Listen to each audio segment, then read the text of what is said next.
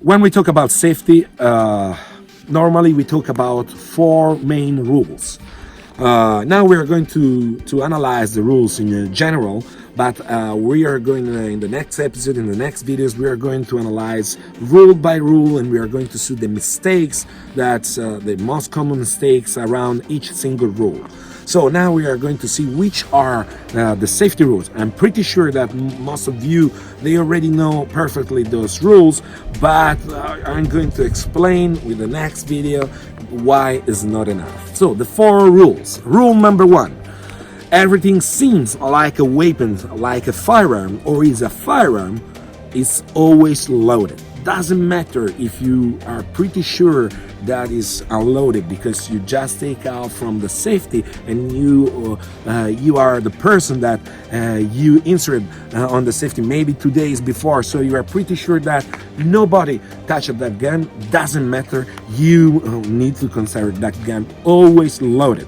So everything is related with firearm, it's always loaded until we check it following the rest of the rules. That is something that you fix in your mind. So every time your gun is always, your firearm is always loaded. Rule number two: don't insert the finger into the trigger until you have the sight picture, until your gun, your sights are aligned with the target. But this is not enough.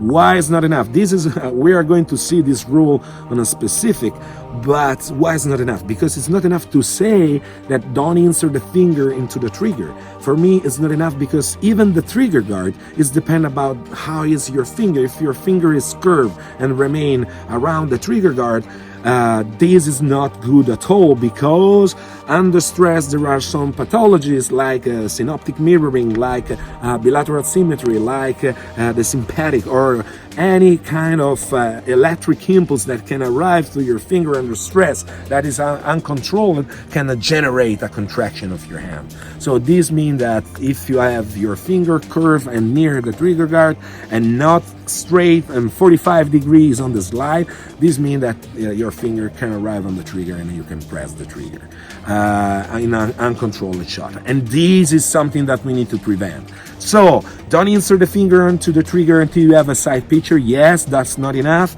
And remove the finger 1 frame a second later you finish your fire action. If I need to shoot and move or whatever, every time I stop the fire action, then immediately I keep out my finger out from the trigger, straight on the slide, 45 degrees. We are going to see this in practice. Rule number 3: don't point the muzzle to nothing or anyone that you don't want to shot. Even here, that's a simple rule. Don't point the muzzle on nothing or anyone. This means that you need to point the muzzle just in your target, what you think is a target.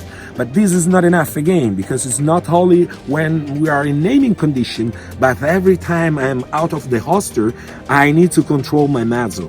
During my manipulation, my reload, my load, jam resolution, my movement, whatever, I need to take care about the muzzle. My muzzle must be always under my control. So this is not enough again. And even with the holster, if I have a loaded gun in my holster, even there, it depends about which kind of holster you have.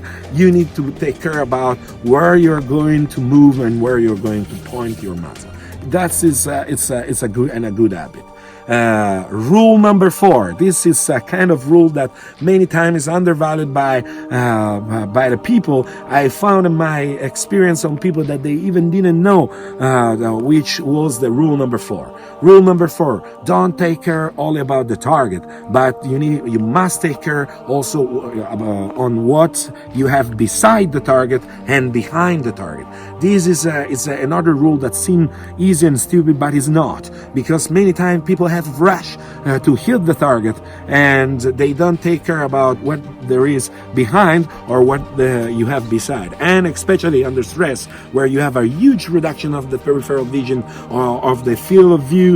This is again more important, because you are going to have a conic view, and this means that maybe you don't take care about what you have beside the target. And in a real context, everything is dynamic, it's not static as you can find in a shooting range that is a controlled environment. So another point that is important related with this rule, it's related in how you place, where you place your target when you start training. That is another point, because if you place the target in a wrong head between the arms, for example, and it's too high, or you are going to shoot from the ground and you place the target too high, this means that you are going to break the angle, the safety angle. So it's this means that before you made a mistake, you didn't take care of what you have behind the target. So rule number 4 is this. Those are the rules, the simple rules that everybody must know if they want to hone and manage a firearm.